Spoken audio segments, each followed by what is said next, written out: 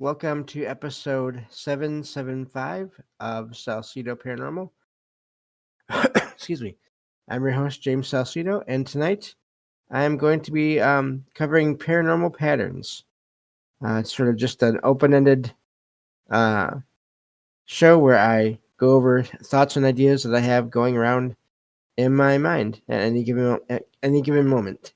So, as always, you can find all episodes of the show along with links to social media, ways to listen to the show, and ways to support the show at the podcast website, and that is salsidoparanormal.com. That's SALSIDO paranormal.com.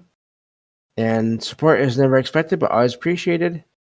And now there's a couple different ways to do that. There's the Patreon page where you can sign up for as little as $1 per month to get all the content there.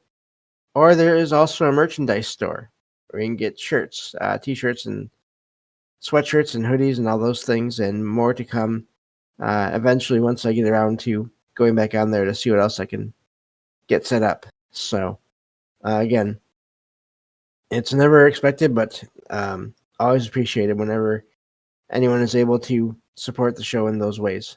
So, in all the ways, but those ways as well. So, I had an eye exam today, so I'm not feeling up to reading a bunch of text all in a row tonight for these shows. So I was thinking about what I wanted to cover, and I realized it's been a while since I've just done a show about sort of the silos of what is thought to be out there, as in we've kind of probably all heard of them. There's the ghost silo, the ghost box or whatever, the alien or UFO box, and there's the cryptid box. And for a lot of people, those are all completely separate things, and just because of whatever they've looked into, their experiences, whatever else may be out there, popular culture. Not even popular culture necessarily, but just sort of the train of thought for a lot of people looking at these topics for years. And I thought it'd be good to sort of review those boxes as they are on their own, maybe in this episode, and then in the next one sort of go over some of the possible connections between those things, just based on whatever comes to mind for the research I've done, my own experiences, all these things put together, just to look at all these things again. I think it can't hurt to do that once in a while, because even if the listeners who have heard the show for a long time sort of know where I'm at with all these things, things can change, but also we can get new listeners here and there, hopefully. So thank you all for being here and listening in. I see you all in the chat there. And so that's the plan for tonight. The thing I think I had my first experience with the category or the silo or the box, whatever you want to call it, that I at least initially thought I had the most experiences in, was the category of ghosts or spirits or apparitions. And again, first starting out, I had no idea what any of that was. When I started to look into it, because of experiences, I came across this idea that anything like that you encounter in a house or in a building, in a lot of cases, it's a ghost, it's a spirit of someone that had passed before.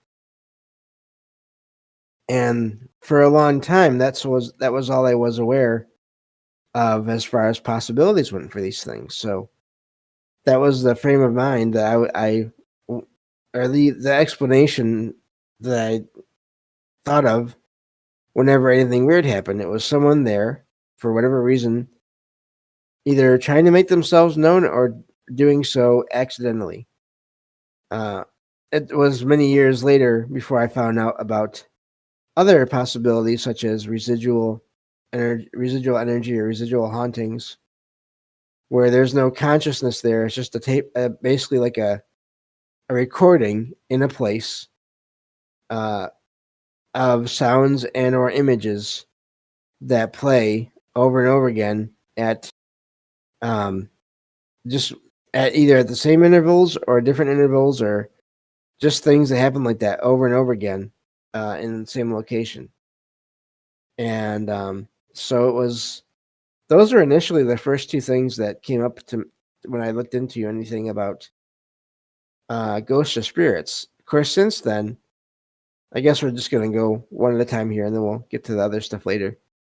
But since then, I've looking into all these things. I've learned about out of body experiences and how maybe in some cases people are seeing other people going out of body um, while they're asleep. Uh, so I learned about that, astral projection, all those kinds of things. Of course, I do think that in some cases, uh, it is possible, and it seems based on some accounts and experiences I've had, where it seems like it is an actual consciousness or spirit or soul of someone that's passed on that is making themselves known for their own reasons. I do think that does still happen. I just don't think that's the only explanation for things that appear to be ghostly or like an apparition or those kinds of things. I think there can be many explanations, including, of course, time anomalies with people seeing other people in other time periods, even the people in two different time periods seeing each other in some cases.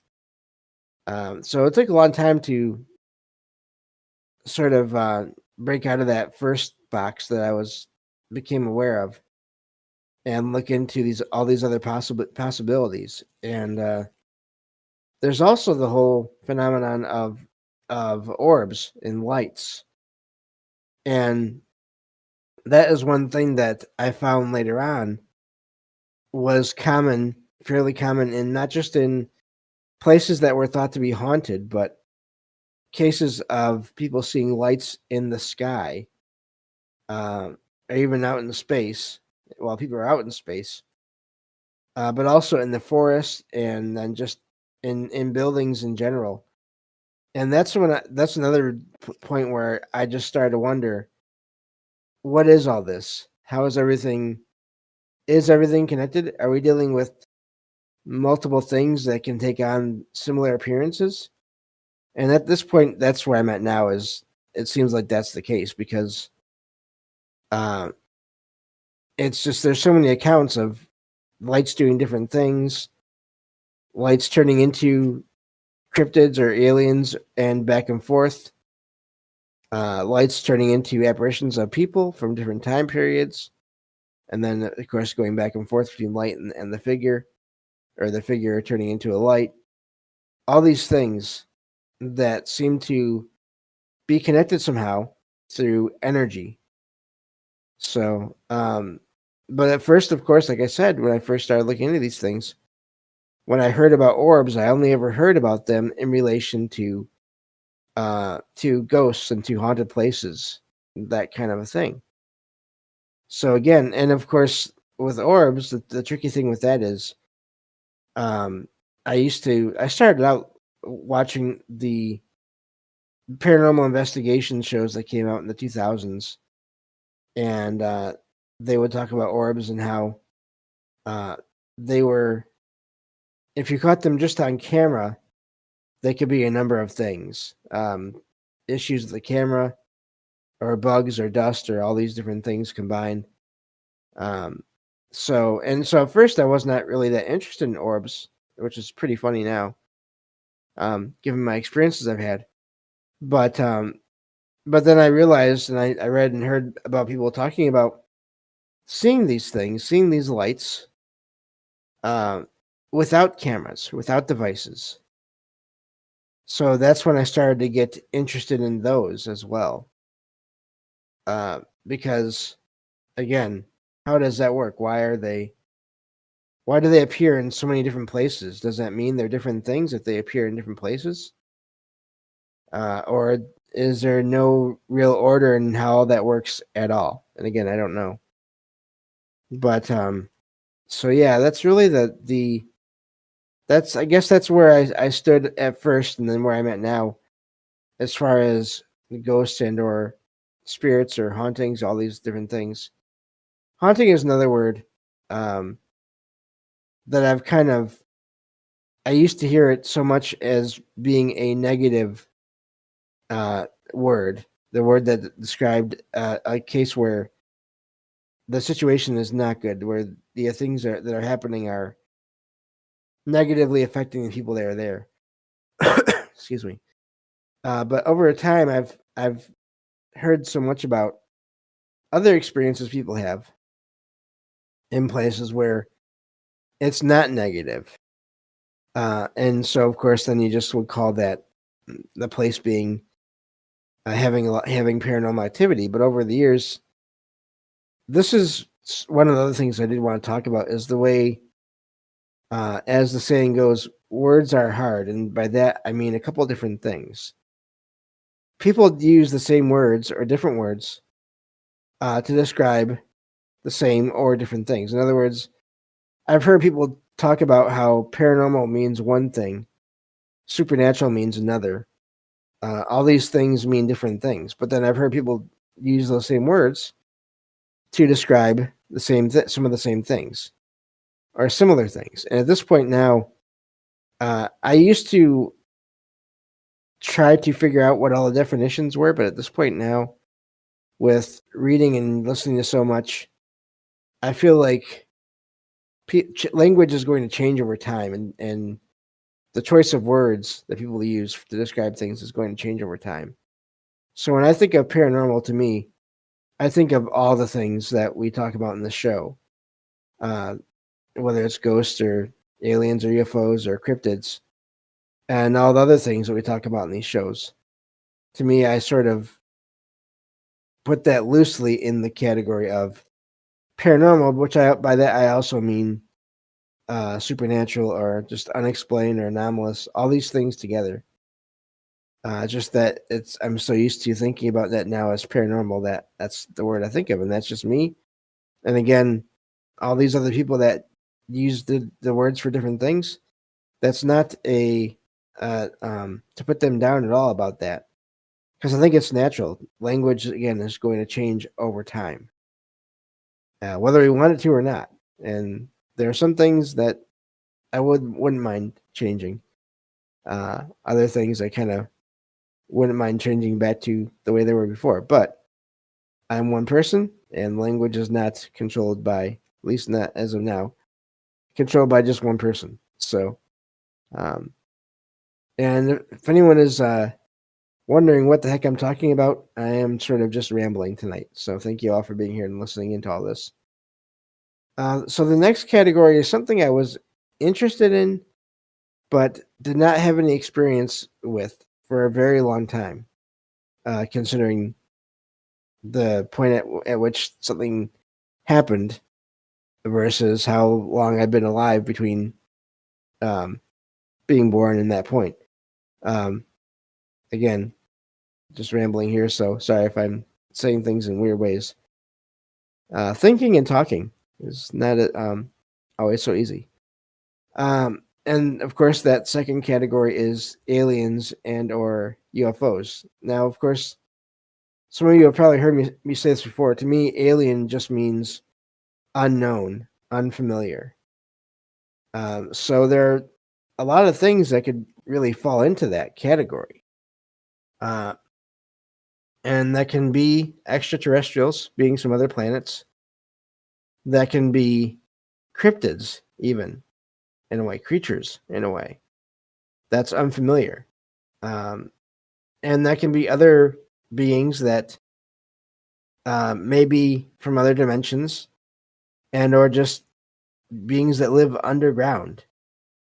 So all these things can be sort of alien in their own way. And for a long time, I was I did look into all these sort of famous cases and not so famous cases of encounters with craft and creatures, aliens of all different kinds. And then eventually I found the whole abduction phenomenon and had no idea what to make of that. I've always leaned toward believing people for the most part when they talk about their experiences because I've had a lot of experiences. And I wasn't there, so therefore I don't feel right just saying that someone's experience didn't happen just because mainstream science, popular culture says it's not possible for it to have happened. I don't think that we as a species can say that until we know everything about all the universe, all of reality, everywhere. So not to say that some people don't exaggerate or some people don't make hoaxes, but to me, first of all, I think that the number of all those things is probably less than the number of total experiences people have had throughout time. Second of all, even if only a small percentage of all the experiences people have had that we can't explain, even if only a small percentage of those experiences are as people have described them, those are still paranormal or anomalous experiences in my mind. And so I may get into the experiences that I've had next episode that sort of fall into these categories because I'm kind of working towards something here, I guess. We're working through these ideas here in this episode. So, and the idea of other beings from other worlds has always been fascinating to me. I mean, I've always been into science fiction, and before I got into Stephen King, anyway, before I got into his sort of brand of horror and stuff. But I grew up watching Star Trek. First, the original series here and there, and then the Next Generation of Star Trek, the TV series Next Generation. After that, and just on and off for many years, whenever I go to visit my parents, either my parents or I'd stay with them for whatever reasons, holidays or whatever, there would usually be Star Trek around, and or I'd find it on TV, and always was into that, and Star Wars here and there as well, more so when I was a kid. But these ideas of there being other places with other sentient beings on them was always amazing to me. And then I started reading and listening to shows about people that have experiences with sort of a real world or a real version of some of what has been described in these different these fictional universes. And it just really blew my mind that was possible. And for a long time, I didn't think I wondered if I'd ever have any experience like that. And it took many years, like I said. First one that I can think of was not until a good 5 years ago or so, as far as seeing something when I was awake. Of course, I did have a possible abduction experience several years earlier. And I can maybe go into all that in the next show. Although, if you really want to, you can dig into the show archive and find a couple of shows way back when I first started. Maybe not right away, but in the earlier couple of years of the show, where I went over all my experiences that I'd ever had, and to find all those experiences. But I'll try to give some examples in the next episode here. This is sort of a two-parter here, as I'm talking tonight. And so, and once I had those experiences, it really just solidified in my mind all the accounts I'd heard of other people having experiences, some far better and some far worse than what I had. So, and then of course the last category is the one that I have not had any experiences with yet. and that would be creatures or cryptids. And I'm interested in that one, but also I'm not as interested in that as I am with the other two categories. These other two boxes or whatever you want to call them. And I think part of that is because I prefer to be indoors a lot. So I'm not really all that interested in going into nature and trying to find anything out there that may be out there.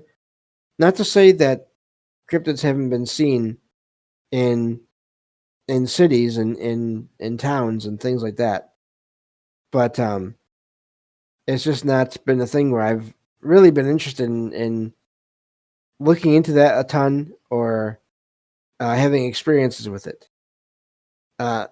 Although it's something that I do think is can be connected to everything else, and then we may go into that next episode. I did want to get into sort of possible connections with all these things. There's other experiences as well that I've had that don't really fall directly into those three categories. And those to me are, at this point now, just as interesting in a way. And that involves all the different, I guess you'd call them realms or modes of of consciousness or types of consciousness when you are asleep. And whether you want to call out of body, astral projection, just all these different things that seem to happen to people while they are asleep, and things that have happened to me as well over the years and still happen here and there today. There's also just in general time anomalies where people, and not necessarily always connected to the whole UFO or alien phenomenon, where people have missing time. That is part of that as well. But just time anomalies in that you are, let's say someone is walking somewhere, like I had happened to me. I was walking to a place I knew really well, along a route I knew really well. And I'll end this episode with this. And I knew it would take me 10 to 15 minutes to get there no matter what, every time. And I started walking there one day. It was a restaurant that I used to meet my family at for lunch once a week. Started walking there one day to meet them. Went into some kind of a trance, which I normally don't do when I'm walking because I've always tried to avoid that. But that day, for whatever reason, I did not. And I got there. I came out of it as I was getting there. Got inside and sat down and ordered a drink, Diet Coke or whatever, Pepsi or whatever it was they had there. And so they went to get my pop and everything. And I was waiting for my family to get there, and I thought, well, I'm probably right on time.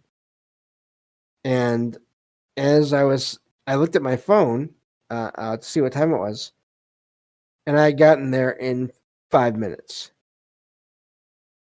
Not 10, not 15. Not close to 10. Not to where I'm rounding down by saying 5 minutes. No. It was 5 minutes. And it was really amazing. A really amazing experience because I have no idea how that happened. Anyway, that is all the time we have for this episode. Thank you all for listening. I will talk to you all next time with the second part of this series on Salsido Paranormal. Take care.